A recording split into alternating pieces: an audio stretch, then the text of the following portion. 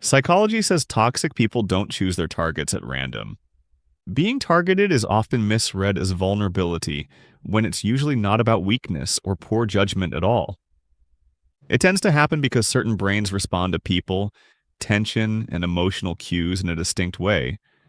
And when you see why this happens, your experiences stop feeling personal and start making sense. Like and subscribe, and let's step into this a little deeper.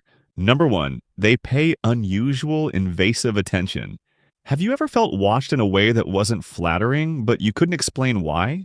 This kind of attention doesn't feel warm or admiring, it feels quiet and measuring. You notice their eyes linger a second too long when you react emotionally, especially when you're surprised, stressed, or vulnerable.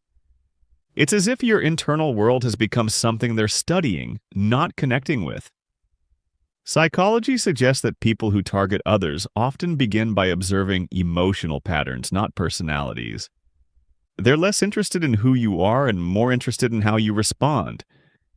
You might catch subtle moments where they seem unusually tuned into your discomfort, even when nothing obvious has happened. They remember small reactions you assumed went unnoticed. A pause before you answer, a shift in your tone, a micro expression most people would miss. This can create a vague sense of unease because your nervous system recognizes attention without safety. What's important is that your awareness of this isn't paranoia, it's perception.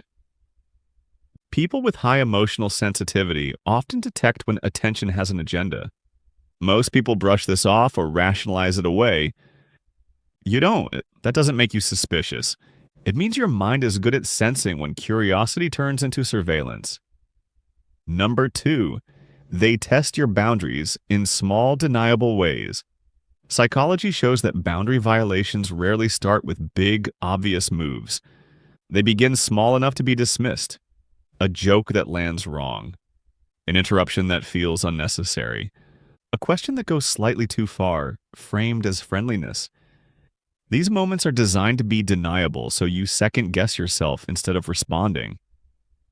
When you stay quiet or smooth it over, something subtle happens. Your silence is read as access. People who target others often rely on this gray zone. They want to see what you'll tolerate when it's not clear whether something crossed a line. Not because they're careless, but because they're gathering information. Each minor overstep helps them map where your boundaries soften. And if you're naturally patient, thoughtful, or conflict avoidant, you may give more benefit of the doubt than most. This isn't weakness, it's restraint.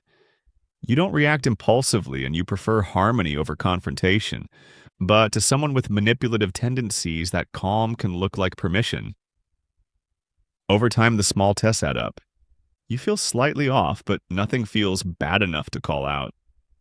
Most people only notice boundary issues when they're blatant. You notice them while they're still subtle. That early awareness is a psychological strength, even if it took time to trust it. Number three, they move into your emotional space too quickly. Someone asks about your stress, your doubts, or your past struggles early on, and you feel seen but also strangely exposed. Why did that feel so fast? Toxic targeting often starts under the mask of concern. The questions sound caring. The tone feels gentle, but the timing is off. Emotional closeness is being rushed before trust has had time to form. Psychology suggests that when someone accelerates emotional intimacy, it's often about access, not connection. You may notice their interest increases when you open up. Your honesty seems to pull them closer, not in a mutual way, but in a focused one. They remember insecurities you mentioned casually, and they circle back to them later. This creates a sense of bond, but it's uneven. You've shared parts of yourself while they've revealed very little in return. If you're emotionally intelligent, you might mistake this for depth. You're used to meaningful conversations, so you engage naturally. But your openness isn't an invitation to be entered without consent. Your emotional world has weight, and not everyone earns access to it. Most people equate fast emotional closeness with chemistry. You sense when it's premature. That instinct isn't guardedness, it's emotional self respect, even if you didn't have words for it at the time. Number 4, their language subtly places them above you. People often think condescension is obvious, but psychology says it's usually quiet and polite. Instead of direct insults, it shows up as advice you didn't ask for, corrections you didn't need, or praise that somehow leaves you feeling smaller. The tone matters more than the words. A slight pause before responding, a gentle smile paired with a subtle critique. These moments are designed to slip past your defenses while still establishing hierarchy. You may notice they speak to you rather than with you. They frame themselves as more informed, more grounded, or more realistic, even when discussing your own experiences. And while they talk, they watch closely your face, your posture, your reaction. Those micro responses tell them whether their positioning worked. If you're self-aware, you might question yourself afterward. You replay the conversation, wondering why it felt off when nothing sounded overtly wrong. That's because this isn't about logic. It's about emotional positioning. Psychology recognizes this as a subtle dominance signal, one that relies on your empathy to stay effective. Most people don't catch these cues until they feel diminished. You catch them while they're still forming. That sensitivity isn't insecurity. It's a refined awareness of social power shifts. Number 5, they quietly influence how others see you. There's a strange clarity that comes when you realize your reputation didn't shift by accident. Rather than confronting you directly, toxic people often work indirectly. They shape narratives in small conversations you're not part of. A comment here, a question there. Nothing harsh enough to defend against, just enough to introduce doubt. Psychology shows that social influence is most effective when it feels casual and unintentional. You may sense support thinning without knowing why. People respond differently. Invitations change. The energy around you subtly cools. This isn't coincidence. It's the result of quiet framing, where your actions are interpreted through someone else's lens before you ever speak for yourself. If you value harmony, you're unlikely to counter this aggressively. You assume misunderstandings will resolve on their own. That restraint can be misused by someone who benefits from staying unseen. But your awareness of these shifts means your perception is intact. You're noticing patterns, not imagining them. Most people only react when conflict becomes public. You notice influence while it's still quiet. That ability to read social undercurrents is a strength, even when it feels unsettling. Number 6, they mirror you in a way that feels too fast. Have you ever felt close to someone quickly, but something about the similarity felt rehearsed? Mirroring is a natural social behavior, but when it happens too fast, it can feel unsettling. They adopt your values, your interests, even your way of speaking before trust has had time to grow. Psychology suggests that strategic mirroring is often used to create artificial closeness. It's not about resonance, it's about alignment. You might feel understood on the surface, yet strangely unseen underneath. The connection feels smooth, almost effortless, but also shallow in a way you can't quite name. That's because true similarity unfolds gradually. It includes differences. It breathes. Strategic mirroring rushes past that process. If you're intuitive, your body notices before your mind does. A slight tension, a sense of speed. You may blame yourself for being cautious, but caution here is wisdom. You're sensing that the bond was built faster than trust usually allows. Most people enjoy quick rapport and stop there. You pay attention to how it forms. That discernment isn't coldness. It's psychological depth protecting itself. Number 7, their interest shifts from curiosity to fixation. Psychology shows that fixation often disguises itself as care before it reveals itself as control.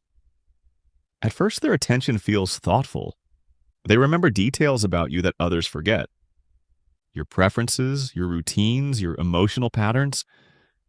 But over time, that attentiveness tightens. They track your mood more than your words. They notice when your energy shifts, when your attention drifts, when you pull back even slightly. What changes isn't the amount of interest, but its quality. Curiosity is light and flexible. Fixation is narrow and persistent. It centers you as a source of regulation for them. When you're calm, they're calm. When you're distant, they become unsettled. This creates a quiet pressure as if your emotional state now carries responsibility for theirs. If you're empathetic, you may mistake this for depth or loyalty. You're used to emotional attunement, so you respond gently. But your sensitivity isn't meant to be monitored. It's meant to be met with mutual respect. Most people don't notice when attention crosses this line. You feel it before it becomes obvious. That awareness isn't fear. It's your nervous system recognizing when care turns possessive. Number 8, they begin controlling your emotional rhythm. You feel calm, then unsettled after interacting with them, and you can't explain why your mood keeps changing around the same person. This is rarely accidental. Toxic targeting often involves subtle emotional pacing, small silences, delayed responses, guilt-laced comments that arrive at just the right moment. Psychology shows that when someone learns what triggers emotional shifts in you, they can begin shaping your inner state without saying much at all. You may notice that your reactions seem to energize them. When you explain yourself, they lean in. When you feel hurt, they become more animated. This isn't because they enjoy your pain directly, but because emotional reactions give them a sense of influence. And influence feels stabilizing to someone who craves control. If you're emotionally responsive, this can pull you into constant self-monitoring. You wonder what you did wrong, you adjust your tone, you try to keep things smooth. But your ability to feel deeply was never meant to be managed by someone else's cues. Most people only notice manipulation when it's loud. You feel it when it's quiet. That sensitivity is a strength, even if it took time to trust it. Number 9, they react strongly when you pull away.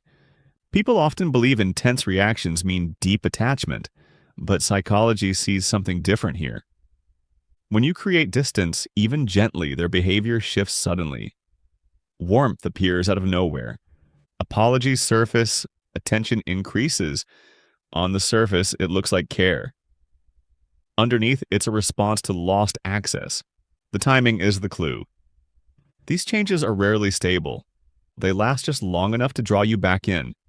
Once closeness returns, the old patterns slowly reemerge. This cycle isn't about affection growing. It's about control being restored. And your nervous system notices the inconsistency, even if your mind wants to believe the best. If you value connection, you may feel guilty for pulling away. You wonder if you misjudged them, but your instinct to create space came from somewhere real. It wasn't cruelty. It was self-regulation. Most people ignore that inner signal and stay. You listen to it. That doesn't mean you're distant or avoidant. It means your psychology knows when closeness stops being safe. If any of this felt familiar, it's because your awareness has been picking up on things long before you had words for them.